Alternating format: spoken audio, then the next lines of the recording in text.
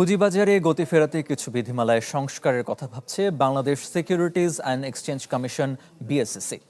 সংস্থাটির চেয়ারম্যান মাসুদ খান জানান, সাধারণ বিনিয়োগকারীদের সুরক্ষা নিশ্চিতে ভালো পারফরমেন্সের মিউচুয়াল ফান্ড চালুর বিকল্প নেই। দীর্ঘদিন ধরেই নানা সংকট, অনিয়ম আর আস্থার অভাবে ধুঁকছে দেশের পুঁজিবাজার। ফ্লোর প্রাইসের মতো কৃত্রিম ব্যবস্থার কারণে বাজারের স্বাভাবিক কার্যক্রম যেমন ব্যাহত হয়েছে, তেমনি মুখ ফিরিয়ে নিয়েছে বিদেশি বিনিয়োগকারীরাও। তো শুরু করতে চাই প্রথমে ক্যাপিটাল মার্কেট জার্নালিস্ট ফোরামের এই সেমিনারে উঠে আসে পুঁজিবাজারের এমন নানা প্রতিবন্ধকতার কথা।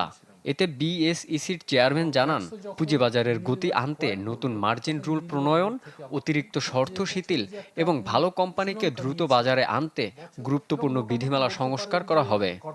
লাইক ইউনিলিভার আছে, ইনসেপ্টা আছে, এদেরকে আমরা ডাইরেক্ট লিস্টিংয়ের মাধ্যমে আনার চেষ্টা করব এবং শীঘ্রই আপনি এটা দেখবেন। শীঘ্রই ঠিক আছে, এটা আপনি দেখেন 3 মাসের মধ্যে ইনশাআল্লাহ আপনি রেজাল্ট দেখবেন। আপনি পুঁজিবাজারের স্বচ্ছতা ফেরাতে শিগগিরই কৃত্রিম বুদ্ধিমত্তা বা এআই ভিত্তিক নজরদারি, সম্পূর্ণ ডিজিটালাইজেশন এবং কর ও নিয়ন্ত্রক কাঠামো সহজ করার কথাও জানান মাসুদ খান। আমি টেক ওভার করার আগে আমাদের market capitalisation as a percent of GDP ছিল 6%।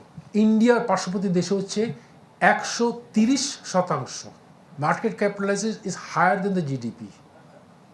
One of the main reason হচ্ছে মিউচুয়াল ফান্ড। এছাড়া আইপিও প্রক্রিয়া সহজ করতে পাবলিক ইস্যু রুলস পরিবর্তন আনার কথাও জানান পুঁজিবাজার নিয়ন্ত্রণ সংস্থার চেয়ারম্যান।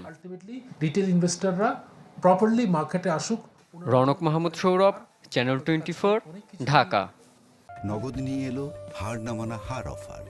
সর্বনিম্ন 10,000 টাকা রেমিটেন্স নগদে পাঠালে থাকছে স্বর্ণের হার জেতার সুযোগ।